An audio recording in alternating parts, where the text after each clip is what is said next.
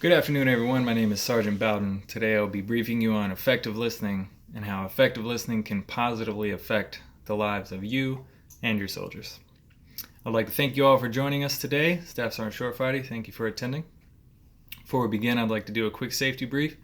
We're going to make sure we're drinking water and hydrating throughout this brief.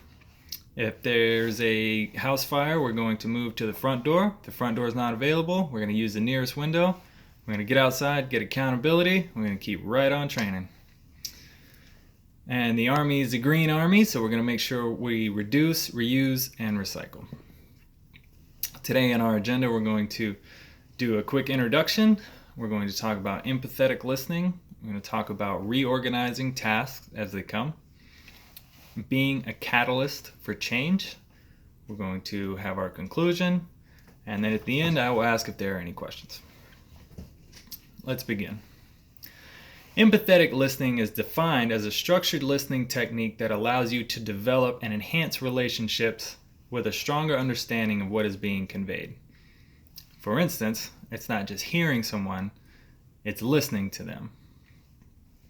This type of listening requires active effort on the listener's part. A positive shift in the way we hear someone allows us to understand them and their motivations. So for effective listening, we don't want to just hear someone, hear what they're saying. We want to understand where they're coming from. We want to understand their motivations. We want to understand their view on life. And a lot of that is difficult if we just hear someone. But if we listen to them, it makes it a lot easier. Empathetic listening. I hear you, but am I listening to you? So a lot of times we hear things, a lot of times we hear people, but we're busy in our lives and we try to just hear them so that we can move on.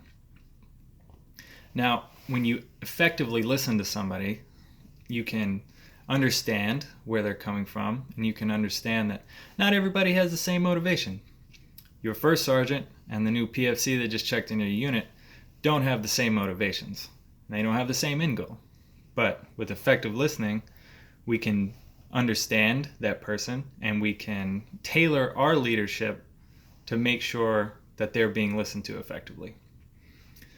Oftentimes in the military, we resort to solving people's problems. People come to us as leaders, they present us an issue, and it's easy to default to, okay, here's how you solve it. Sometimes that individual just needs support. And they don't necessarily want tools or answers. They want you to be there to support them and listen to what they have to say. You can empathize with somebody, sympathize. You can share your experiences that you've had as a leader. And you can make a big impact by just being supportive. As leaders, we have daily tasks that we have to take care of. More often than not, we're presented with new tasks that come up, and rarely at our convenience. Being able to effectively listen will allow you as a leader to reprioritize your day. If a soldier comes to you with an issue, it's easy to say, okay, we'll do it, and then just carry on about your day.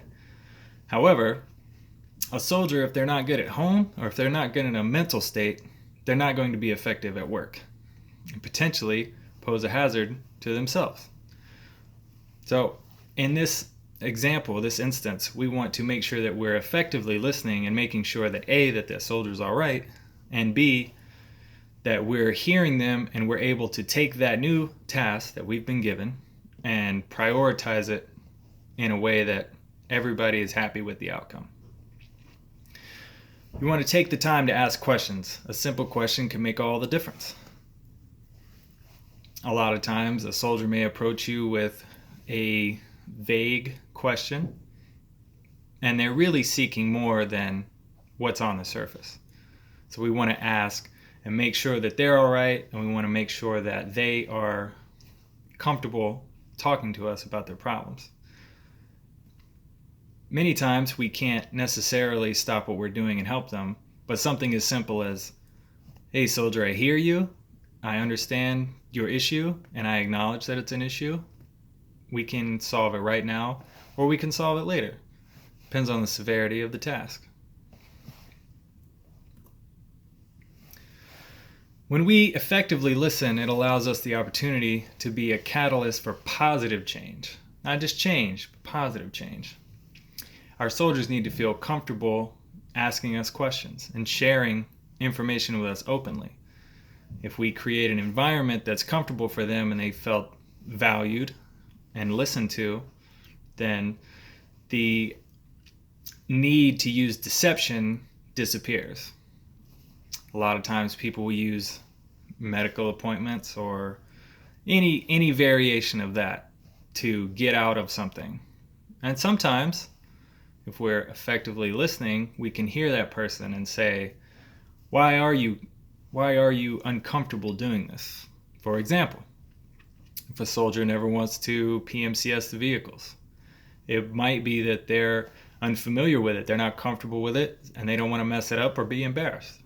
But with effective listening, we can determine that. And we can, perhaps as a leader, walk them through it, get them comfortable, and then all of a sudden, all these dental appointments go away. We also want to be politely invasive when we have our conversations with our soldiers. I like to define politely invasive as getting to know your soldier on a personal, deeper level than just, I work for this guy. So we want to make sure we're asking the important questions. Who are you hanging out with? How do you spend your free time? How's your relationship at home? What's going on in your marriage? And it doesn't have to be you prying at them. It doesn't have to be weird. But these simple questions can create a better picture of our soldiers. And that'll help us effectively listen. We also need to be there when it matters, not when it's convenient. Oftentimes, as humans, we're flawed. We want to take care of the stuff at work, and we want to get out of work and go home. However, us as leaders have an obligation to our soldier. We need to always be there for our soldiers, and we need to always listen to them.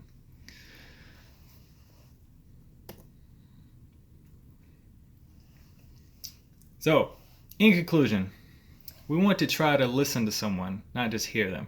We want to really take the time to make sure that they felt heard and felt genuinely listened to. Listening to someone as they present a new task will allow you to prioritize effectively. And when we're a listener, we can be a catalyst for change and positive change. Are there any questions? All right. I'm Sergeant Bowdon. Thank you for your time.